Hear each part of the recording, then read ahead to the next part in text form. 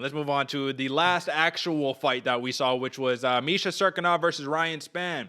Once again, man, this one played out almost exactly as I anticipated, and almost exactly, which is so odd, like the Alexei Oleinik-Chris Daukaus fight. This is basically the same thing, man. Misha Cirkunov, man, what happens now, dude? He's so now at this point, think he's like 1-4 in his last 5 now. You know what I'm saying? All of his losses are first round knockouts. So is this it? Is this the beginning of the end for Misha Cirkunov? What do you think? I definitely think it's the beginning of the end, but they're in the, what was it, weight That's class of light? Yeah, light they're heavyweight. 205ers, right? Yeah, Yep. exactly. So there's a little bit of room there. So I think you can keep Serkinov definitely down below, but I agree, man. It's looking rough. He does train with he's a training partner with Johnny Walker, so he's training good, and he has like big camp around him. So there's still definitely potential for him to keep fighting. I think, especially because I think the 205 division so wishy washy, so like just lost in the ether more so than anything, because there's not really any direction with everything going, and it drops off heavily after I think like number 8. Like Yeah. it's pretty that yeah. So I still think there's room for him. I definitely it's you got to change something, man. You can't be losing all round 1, because if this was when the 155, dude, you'd already be cut. You Yeah. know what I'm saying?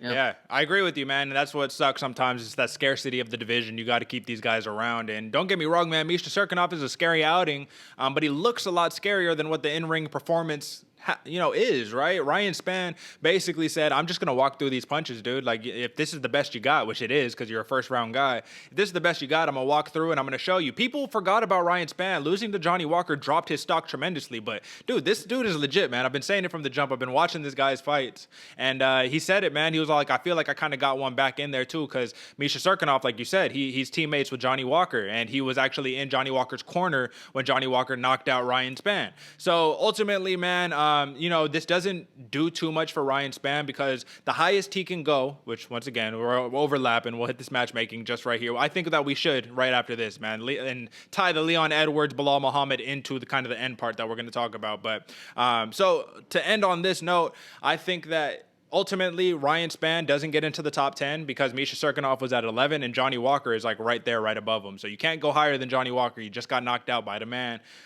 You're going to have to fight another mid-level cat, man, or, unless we just got to see how the division shakes out. Ultimately, this is what makes it difficult, right? But big win for Ryan Spann, big puncher.